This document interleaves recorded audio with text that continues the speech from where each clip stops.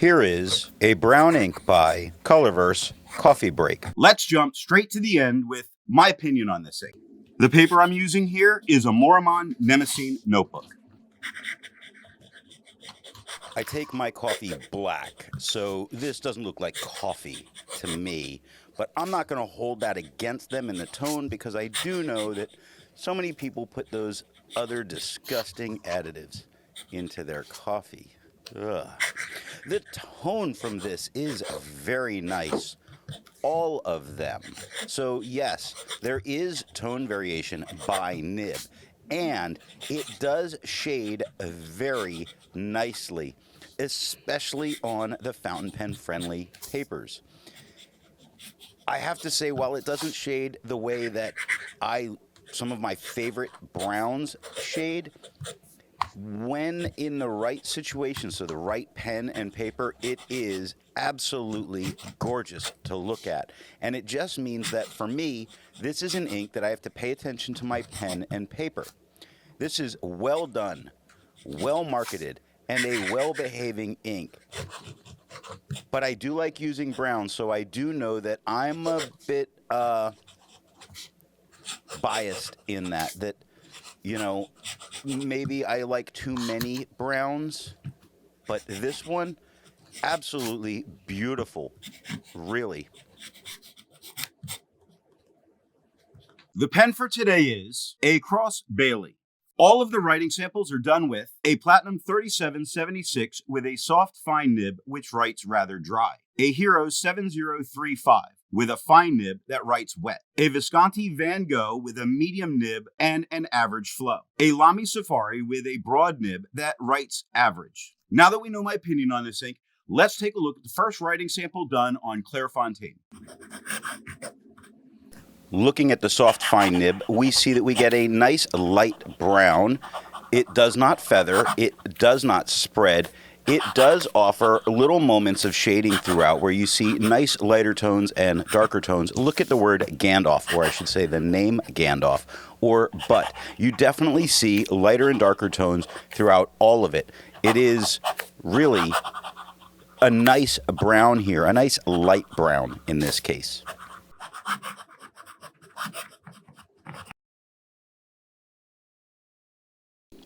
Looking at the wet fine, it is a whole lot darker than it was with the soft fine, which is much drier. This is a wet pen, and we really get it. This is very dark, almost a black, but still just maintains its brown about it. It doesn't feather, doesn't spread. We would not expect that on this paper, which always does very well with really any ink except Sharpie, I guess. It does offer shading, but most of what we get is very dark. If you really look at the difference between the beginning word, that first word, that, and third line down, the word anyone, you see there's quite a bit of tone variation in the writing.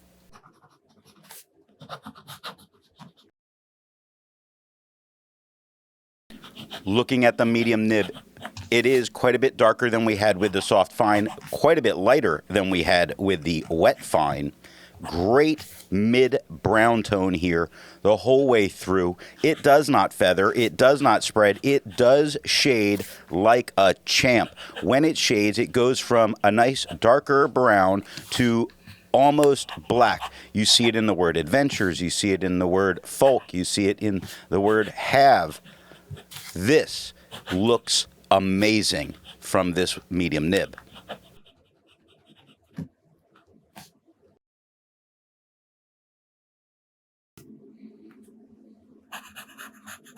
Looking at the broad nib, it is quite a bit lighter than we had with the medium, darker than we had with the soft fine.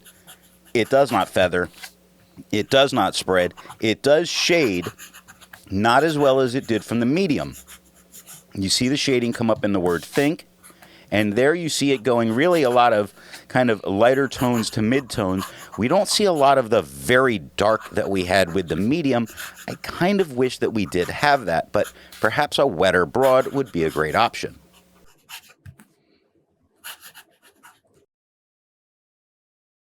Looking at the back of the page, you see that we get no bleeding, no ghosting, and have no problems with this ink.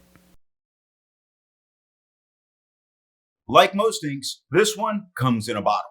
This is how the Pilot Custom 823 fits. And here is the Pelican M1000. Here is the ink level when you can no longer fill a Lamy Safari. There's approximately 7 milliliters of ink left. The next writing sample is done in a Portage reporter's notebook. Looking at the soft fine nib, what we get is a tad bit darker a tone than we had on the Clairfontaine, though it is still a very light brown. It does not feather, it does not spread, it is giving some shading on this non-fountain pen friendly paper, so to me it's doing really well here. I like how it looks on this page. I think what we're getting is a very interesting brown that maintains brown. We don't get any kind of red lean, which I really would expect on your more absorbent papers.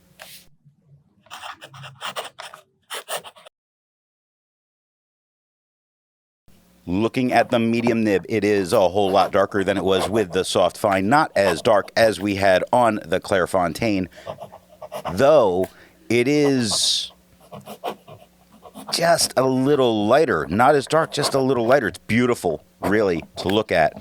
It's not feathering. It's not spreading. There is shading that's going on. You can see it in the word to and read on the second line. But when we get to the third line, you see take no more, and you see a lot of shading happening there.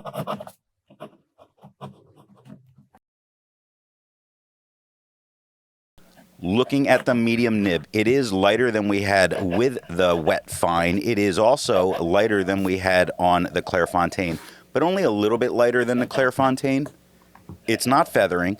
It's not spreading. It is giving little bits of shading. I think some of the shade shows up better here than it did with the wet fine, just like it did on the Clairfontaine. We see the shading come through very nicely in the word quite, his, sort, and all across the third line of writing.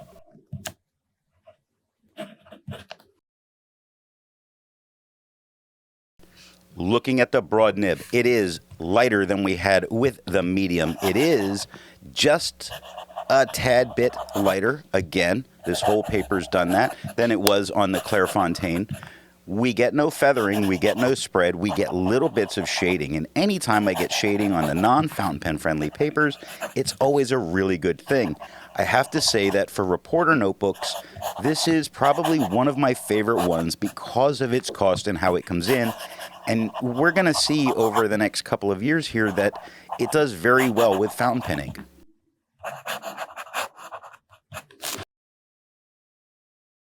Looking at the back of the page, you see that we have no bleeding, no ghosting, and we can easily write back here. There's a lot to learn by doing multiple chromatographies. The one on the left is immediately put into water for 10 to 15 seconds. The one on the right, marked with a D, is let dry for 10 minutes before putting it into water.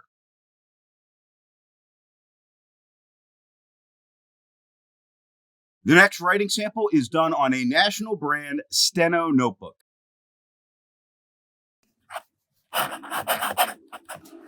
Looking at the soft fine nib, we get right about the same tone, maybe a tad bit darker than we had on the Clairfontaine. It's not feathering, it's not spreading, it is shading, and I think it's shading a little bit better than it did on the Clairfontaine. You can see it more in the word dear on the second line, don't think on the third line, I know you're on the third line. Really, on the majority, shading much better all the way through.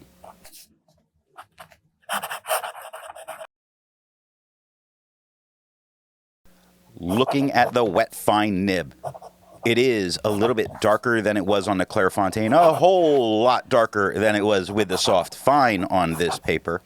It does not feather, does not spread, barely shades, but it does shade because there's areas that draw my attention for it. Looking at the word no, where it goes super dark to dark, or Baggins, again, super dark to dark. But look at the third line, do know my name. All of it has very nice shading from super dark to a darker midtone in it.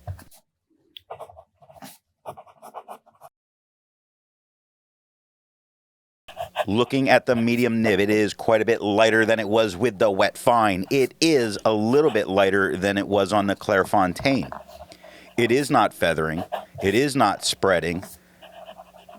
It is shading. I think the shading here shows up better than it did on the Clairfontaine, but not as much of the darker tone that I think really makes this ink stand out so much more. It's a great brown, but when we get the much darker browns with this, it is truly amazing.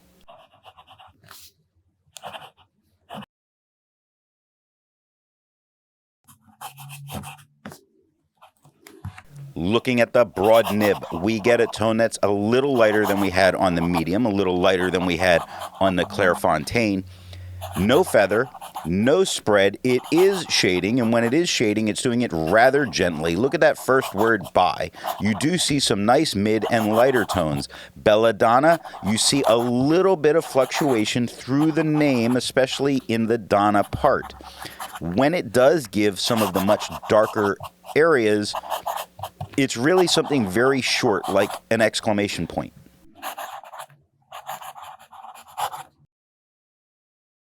Looking at the back of the page, we get no bleeding, no ghosting. We can easily write on the back of this page. Resistance tests are done to see how this ink can be expected to perform on the page, and more importantly, how hard it may be to clean from your pen.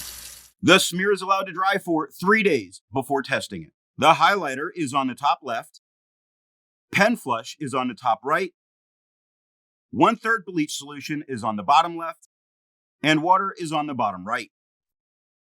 The next writing sample is done in a Rhodia notebook.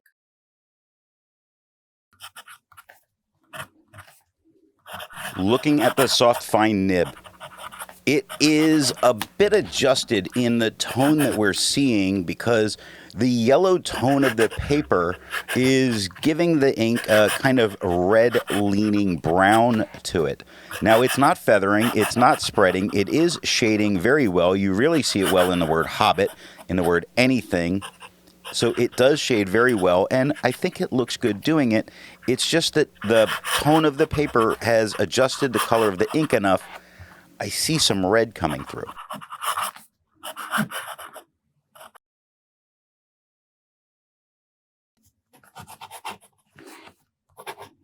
Looking at the wet fine nib, quite a bit darker than we had with the soft fine, lighter than we had on the Clairfontaine, still seeing some of the red lean like we had with the soft fine with this paper. It is feathering a little bit and fairly regularly. Look at the G on morning. The W of we on the second line is a little fuzzy around the edge. Said on the first line. All of it got a little bit of feather, tiny bit of spread going on, which is not common for this paper, but it is spreading here. Shading, it does it, but just a little.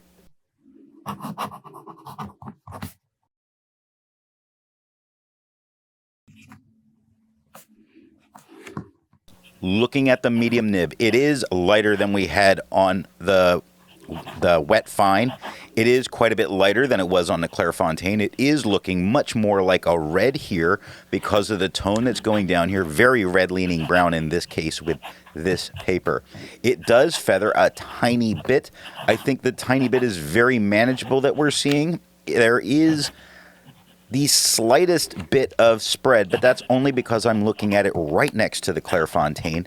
It does have a few moments of shading coming up, which is always nice to have on non-fountain pen friendly paper.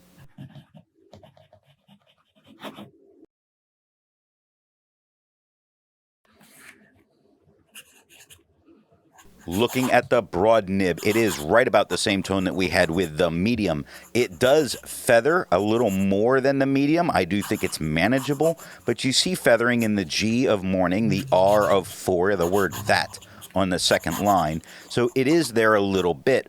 There's no spread here, while there was some with the medium, and the sum for the medium was the tiniest bit.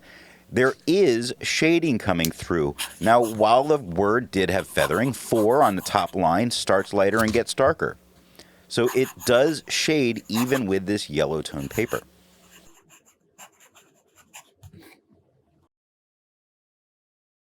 Looking at the page underneath, we see 3 little dots that I circled from the wet fine where it did just touch the page underneath. And seeing the back of the page, you can understand why, because it got much deeper into the paper there. I'm not sure that you could write on the back of the page in those instances. With over 1,000 inks reviewed, let's take a look at some color comparables. Here is Diatramentis Deepwater Obsession Black-Brown. Here is Noodler's Brown. Here is Rohrenklinger Sepia.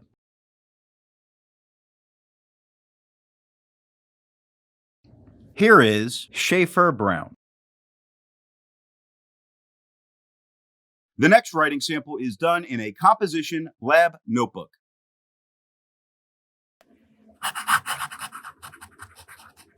Looking at the soft fine nib, we get a little more muted a tone, about the same as far as how light it is, but it's a little more muted as a tone compared to the Clairfontaine.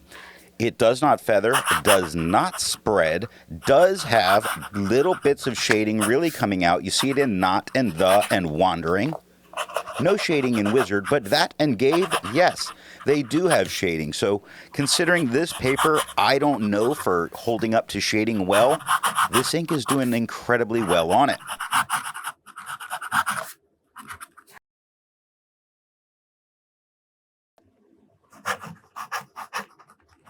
Looking at the wet fine nib, a lot darker than we had with the soft fine. A little lighter than we had on the Clairfontaine. It does not feather, does not spread. It does offer some tone variation. I'm going to call it tone variation over shading because it seems to start out darker and then work its way to a nice darker mid-tone. You really see it from the second to third line where some of the tone of what is being written kind of lightens up a bit.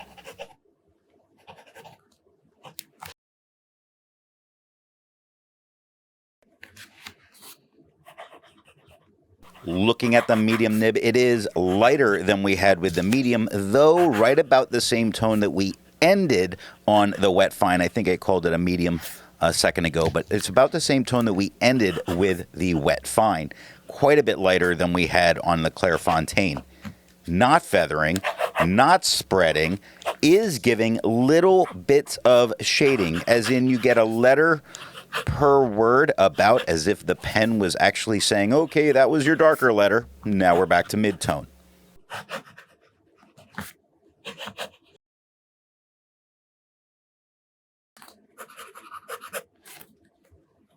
Looking at the broad nib, we get right about the same tone that we had with the medium. It is not feathering. It is not spreading. It is shading or not shade. Like there's only a couple letters that are a little darker, so it can do it. It's not doing it with the broad here. We did get to see it with some of the other nibs, so this is a matter of getting really just the right broad nib if you wanted to use this paper.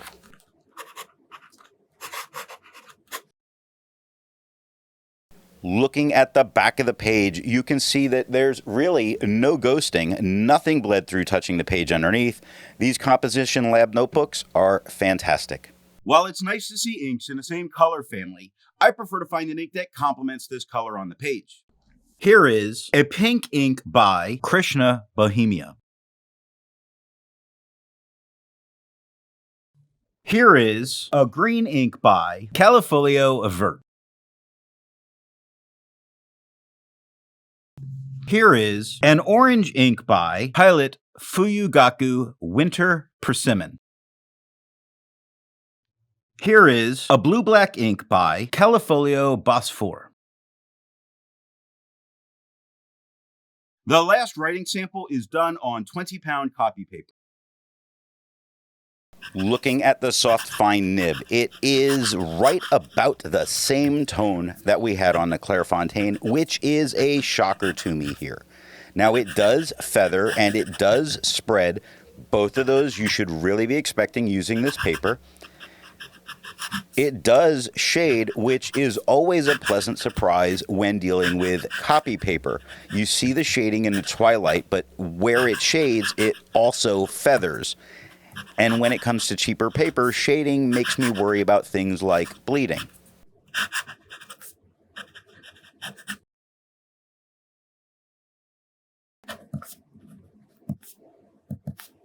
Looking at the wet fine nib, it is disgusting. It's a lot darker in tone than it was with the soft fine. About the same darkness, but a little bit of a red lean you can see here that you did not see on the Clairfontaine. It feathers like a monster, spreads incredibly. Shades, not at all, although we do see, as we did with the last paper, a little bit of tone variation from start to end of the writing itself, meaning just simply that the more absorbent paper and the feet of the pen aren't as compatible.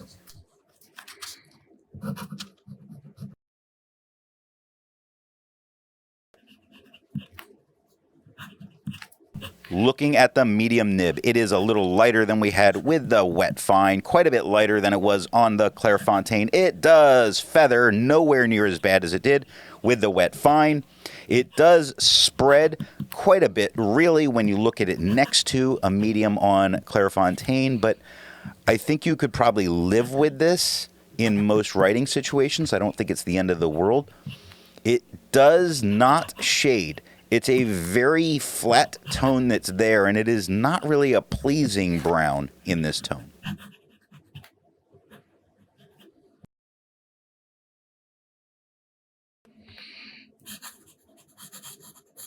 Looking at the broad nib, it is right about the same tone that we had with the medium, which is quite a bit lighter than we had on the Clairfontaine. It does feather, but not as bad as it did on the medium. It does spread about as bad as it was spreading with the medium. It does not shade. It is really bringing out the worst qualities of the tone of this ink on this paper with this pen.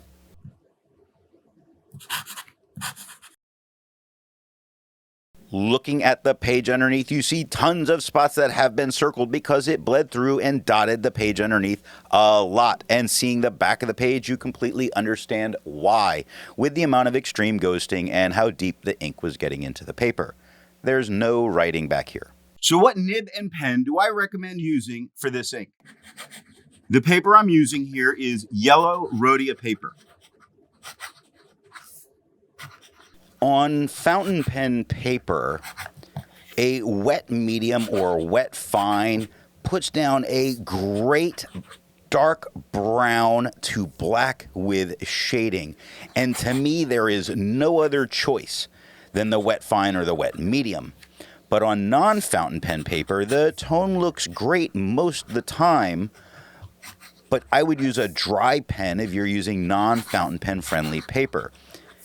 Not nearly as much shading happens there, but there are moments where shading happens. You're going to have to test your individual paper for that. I hope you got something out of this video, and thanks for watching.